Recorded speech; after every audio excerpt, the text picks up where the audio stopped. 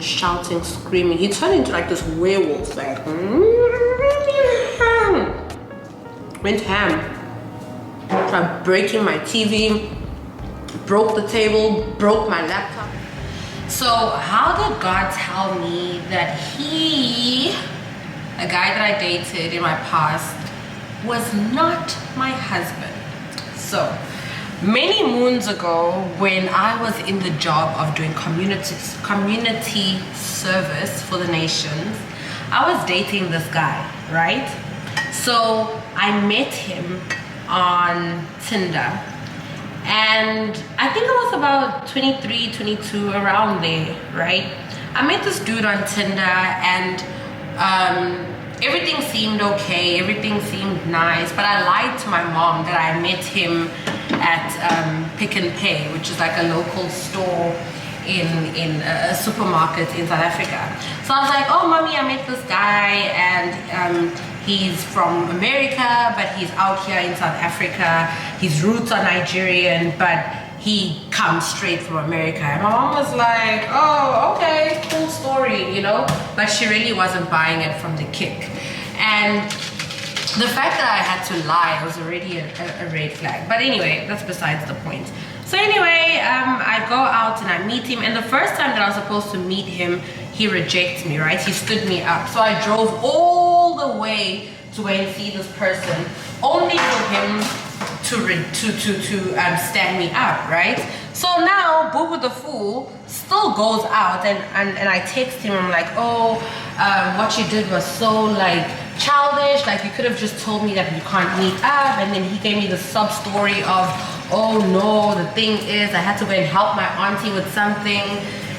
It was a weird story. Basically, it was a weird story. But anyway, we met up. We eventually did meet up because Boo the Fool gives so many chances. We met up. Eventually, we met. I liked his vibe. I liked his style. He was like this light-skinned thing with like green eyes. Everything was, you know, everything that I wanted at the time. But he had no job. He was living with his family, and yeah, then he told me his story that he came from America, but his parents are from Nigeria. Well, his mom is South African, but yeah, long story. Anyway, my coffee looks so nasty. I barely had any milk, but anyway. Yeah, so he tells me that his mom was South African, but he was living in Nigeria. Hey, well, it was a long story, but I was like, yeah, you sound so amazing, so let's kick it. So we started dating, everything was okay, but at the time, I was pretty much getting a relationship with God. I started going to church. I was trying to get more interested in God and everything, and so I was celibate. I wasn't engaging in any form of sexual activity, and both him and I, and if I'm not mistaken, he even initiated not having sex and whatnot. And I was like, bet, this has to be my husband because he's not trying to have sex like that. So we were celibate, and eventually we ended up moving in together because he was unemployed, he was trying to get about, and I was tired of traveling all the time to go and see him. And at this point, my sister and my mom were not happy at all. They were not impressed with my decisions, but because I was so hard-headed at the time and stubborn, honestly, deep down I knew I wasn't in love with this person, but because I wanted to prove myself to my parents and my family that I can get a man and my decisions are right, I was so childish that I decided to stay in this non-functional relationship. So we move in together.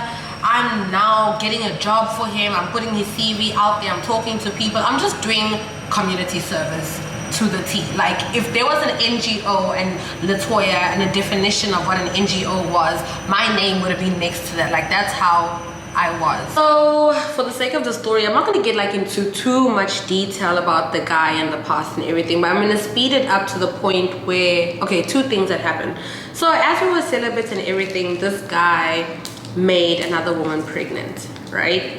And when I found out, I was traveling, I think it was in a bus. I don't think I was driving. I was traveling, and then he says, hey Toya, something's happened. He was acting weird, and I think he went like MIA for a little bit. So I'm eating chipati, and this one has halloumi.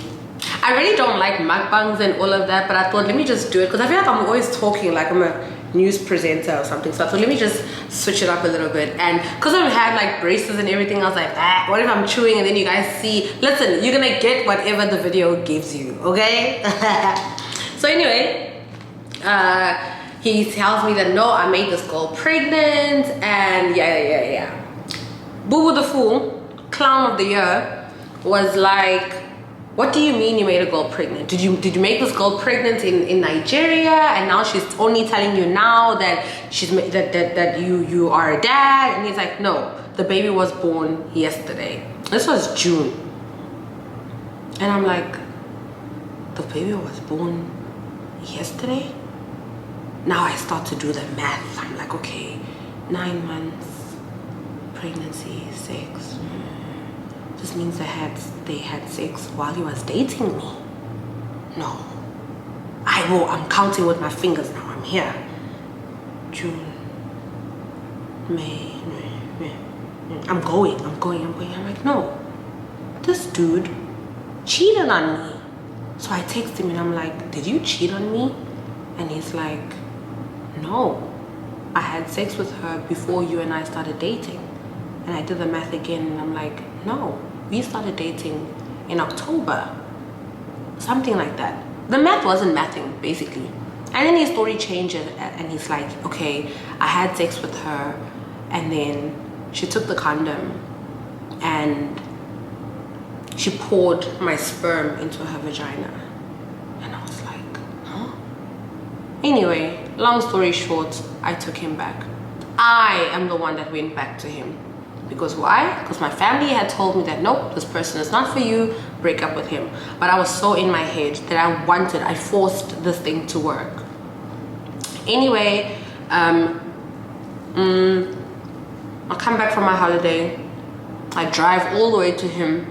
I'm like, no, let's fix this.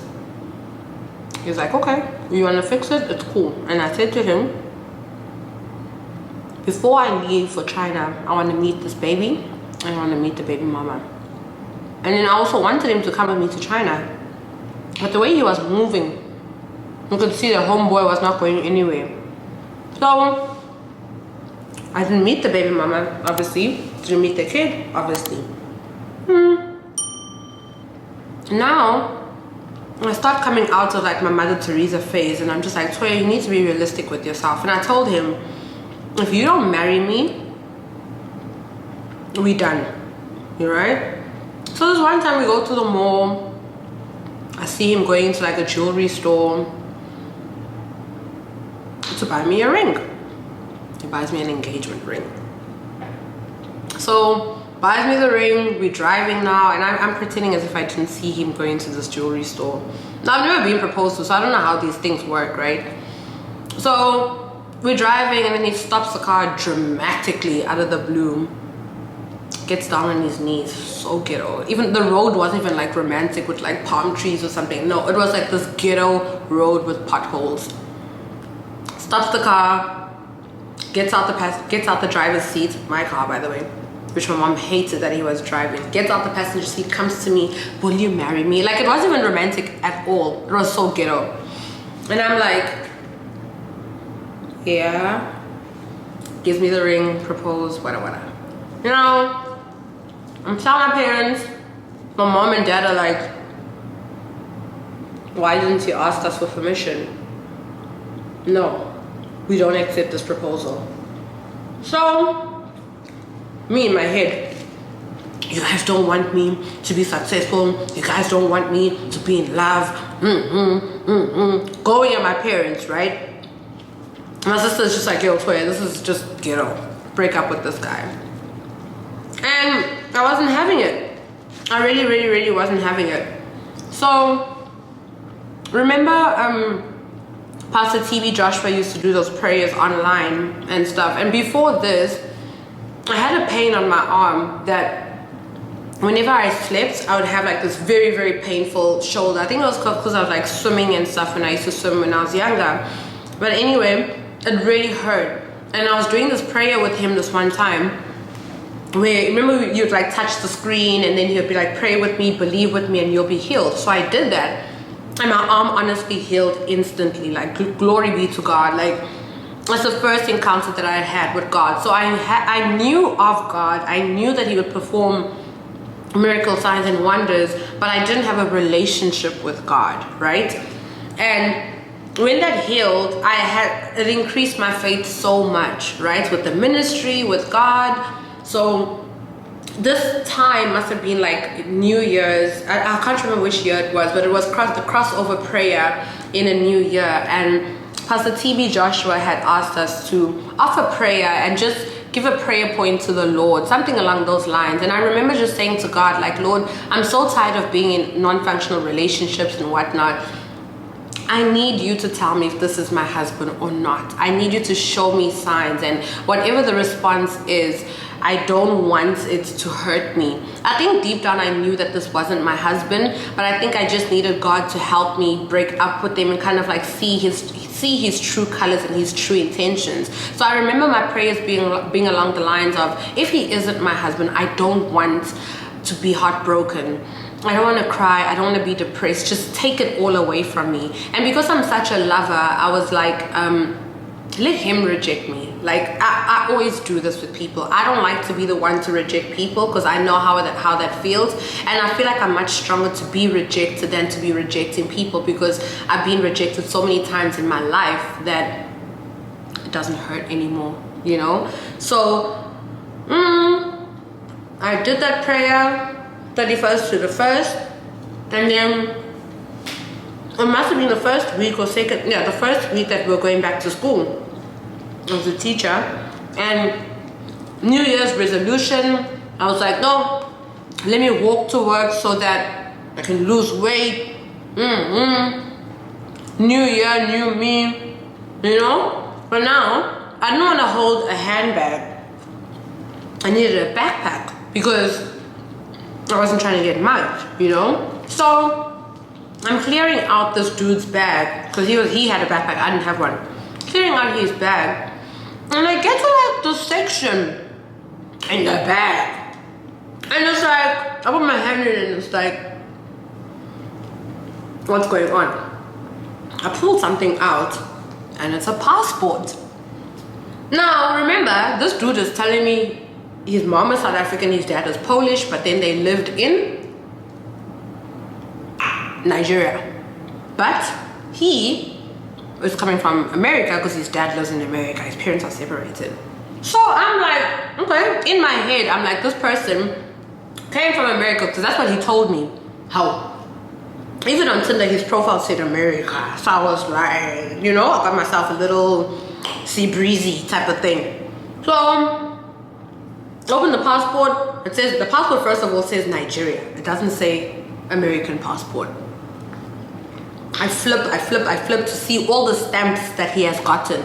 I don't see America. I'm only seeing Nigeria. I did not see global citizen, traveler of nations. I saw Nigeria the whole time, right? So I go to him and I'm like, what's this? He's like, what do you mean? I'm like, what's this? He's like, it's my passport. And I'm like, I find it very strange that in this passport, it doesn't say America. So, of course, narcissist behavior. Why are you looking through my things? Why are you looking through my things? So I said, okay. Because I knew the prayer that I prayed, I knew that this was God answering me and showing me things that have been hidden. Never mind that he made another woman pregnant and Latoya took him back. Never mind all of that. But when I got this breakthrough, because I think this hurt me more than the pregnancy thing, because I had believed this person that, hey, he's from America. I believe that he's honest, and God knows my heart. If you lie to me once, twice, community service is over. I already downplayed my feelings when you cheated on me, you know? And I think I accepted the cheating because I've been rejected, guys. Like, I was used to having other women being chosen over me. So I think that's why the cheating thing didn't really impact me as much as finding out that this person has been lying about his identity. You know, when I found out that he lied about his identity, I was like, no, this is the final straw. And honestly, like, because of the prayer that I prayed, I didn't hurt, I didn't cry, I wasn't depressed. I just said, Lord, I have, excuse me. I just said, Lord, I have my answer. So did I take his backpack? I think I still use his backpack even. I think I still used it. And I was like, Lord, thank you. Used his backpack, I went about my life. Crazy part is, he's the one that started changing. He was never violent, never cussed at me, never raised a hand at me, nothing. But ever since I had found out about the passport, it's like God opened the veils of my eyes. Like, you know, when Paul had the scales removed from his eyes, it's like God had done that to me after praying that prayer. And he started, he was showing now that he actually smokes weed. He started rejecting the word. He started belittling me. I ended up going out on dates. We're still living together, but I was about to come to China. So I said to him, you can stay in this house, but we're not together. Don't touch me. Don't look at me. When I leave for China, you can take over the rent, you can do whatever you want, but for now we just have to cohabitate. But I went on a date with this guy that had been feeling my bones for a while. We were gymming together. Went out with him, and my ex found out, and he went mad. He flipped at me. This one day he didn't come home, and I was at home sleeping. I wake up at 3 a.m. I see he's not there, and I thought something happened to him. I cared about this person. I thought something happened, tried to call him, calls weren't going through. How? 30 minutes later, this person comes walking in, banging everything, shouting, screaming. He turned into like this werewolf, like, went ham. Tried breaking my TV, broke the table, broke my laptop, and then this laptop flew on the wall, and these pieces of a computer fell into my eye. Now I'm freaking out inside. I'm like, oh my god, I'm gonna die, I'm gonna be part of like this gender-based violence. Today is my day, I'm dying. I'm there praying, repenting internally, right? But outside, I'm just chilling there. I'm just sitting like this, and I'm like, what are you doing? Who are you right now? Literally, I'm saying this. And he's like, yeah, who the beep do you think you are? Who the beep, beep, beep, beep? I'd never heard him beep before. Anyway, that night was long. I didn't sleep because I thought he was probably gonna stab me while I'm sleeping. This fight went, he was fighting himself, by the way. I'm not a fighter. He was fighting himself the whole night until the sun came out. And as soon as I started seeing the sun starting to come out, I was like, okay, I can shower and just go to work and then finally cry at work. And that's exactly what I did. But it's so crazy because while he was going through his rampage, like turning into a Hulk and everything, his eyes changed. He had no life in his eyes. Like, he just became a different person. But in the morning when the sun was out, he was kind of calm. And he started crying and he's like, I'm so sorry for what No, I'm lying. He didn't cry. I left, I showered, I went to work. I think I cried when I got to work because I confided in one of my colleagues. And she said, Latoya, I'll be honest with you, this is how abuse starts. They punch things, they break things, and then eventually they're gonna start punching you. Because he didn't hit me that night, but eventually they're gonna start punching you. She's like, get out. If you need to, come stay with me for a few days until you leave for China, but you're not going back there. Thankfully, my best friend at the time, I went to stay with her and her parents, told them what happened. Her dad's a lawyer, so he was like, listen, just say the word and we'll go for him. And I was like, no, that's okay. I don't want him to get into trouble. He's already illegal in the country. It is what it is. When I went to work, he came to my office. He came to my school, walked into my classroom. And the one thing that he said to me while I actually did cry. I did cry while he was performing. And he said, wipe those tears out of your eyes. You look pathetic right now. And I was like, yo. So I stopped crying. Then I get to work. He comes to my classroom. He's crying now. He's crying. What do I say? Stop crying.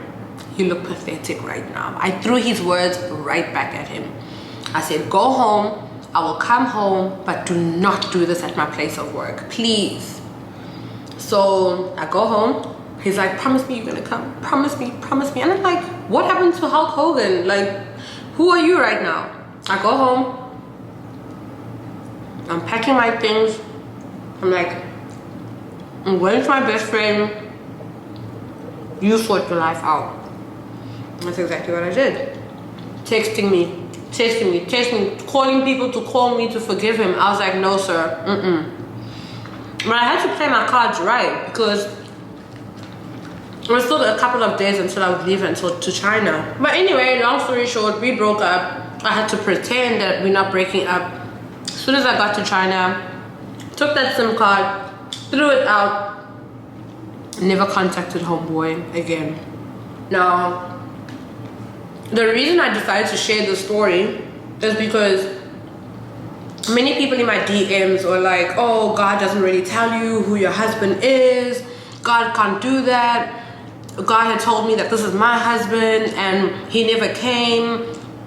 Why would God make me single for a long time? A lot of women have been sharing a lot in my comments, and I'm not here to belittle you. I'm not here to invalidate your feelings. I completely get how you feel, you know, but I look back and I was like, maybe I am tripping. Maybe God didn't tell me who my husband is. But at the same time, God was like, remember when I saved you from that relationship that wasn't for you? Remember when I told you that that wasn't your husband? So if I could tell you who wasn't your husband, why wouldn't I tell you who is your husband? You know, that was the first story. Second story, which wasn't long ago. I'm not the same community server, but not so long ago, I met somebody that checked all the boxes. Looks good, believes in God. We've known each other for a long time. We went out on a date. As I'm chilling, I'm like, God, is this my husband? Going up the elevator, I have this moment where I said, Lord, is my husband? Can I pursue something with him? And for the first time, I heard the audible voice of God that said, Jeremiah 16, verse 1. So I'm like, Jeremiah 16, verse 1, what's that? Quickly open up my Bible app, and this is what it says. Can mortals manufacture gods? I'm reading the messenger version, and it says, God's message to me, Jeremiah, don't get married, don't raise a family here. I have signed the death warrant on all children born in this country, the mothers who bear them and the fathers who beget them, and an epidemic of death. Death unlamented, the death unburied, dead bodies decomposing and stinking like dung. All the killed and starved corpses served up as meals from carrion crows and mongrel dogs. So God gave me my answer immediately. He gave me the answer immediately. And I knew that what I'm trying to pursue, something that God has not called me to do, is not for me. So the reason why I shared the story, these two instances where God straight up told me that these are not your men. These are not your husbands. Move and wait for the one that I've told you is yours. You know? So, I hope that this word blessed you. And I hope that you'll trust God enough to tell you what is for you and what's not for you, because scripture says in Jeremiah 33 verse 3, call on me and I will answer you, and I will show you great and mighty things that you do not know. So we bang our heads, we're always wondering what will be. But if you call yourself a child of God, God knows what is for you. For he says it in his word, I know the plans that I have for you, the plans of good and not of evil, in order to reach an expected end. I knew you from your mother's womb. So it is highly possible that God can tell us and reveal to us who is for us and who is not for us. We just have to take away that stubbornness and that hard-heartedness in us in order to hear God correctly. Trying to make a man love you, trying to make a woman love you, it is impossible. Trying to make somebody marry you is impossible. For only God can change the heart of a person. We see it in the book of Exodus when God had told Moses that I will make Pharaoh's heart hard. That shows us that God is the one that can control people's hearts and people's minds, you know? So even if God has showed you who your husband is, you know, the time right now isn't for that person to be with you, right? And if a man doesn't love you, it's not because of you. If he rejects you, it's not because of you. It's just that that person is not for you. So don't go into depression and heartache and pain for nothing. Dating is not supposed to be something serial. It's not supposed to be something that we go over and over and over again just to get hurt, and just to feel unworthy. God has not called us to date like how we date in the world, you know? Wow, really gassy. God has called us to be alone until the appointed time for our spouses to come and meet us, you know? So yeah, that was my little story time. Pray it blessed you. And yeah, I don't hate any of these people. I just know that they were not for me. And God has someone that is for me. So yeah, I'm gonna leave it here. If you haven't watched the video of how God revealed my spouse to me, please do. I'll put it up here. And yeah, it's not for us to idolize these relationships, but it's just for us to know that God loves us so much that he can reveal anything and everything to us if it is his will, of course. I love you, but remember, Jesus Christ loves you and you and you more. I will see you in the next video. Bye.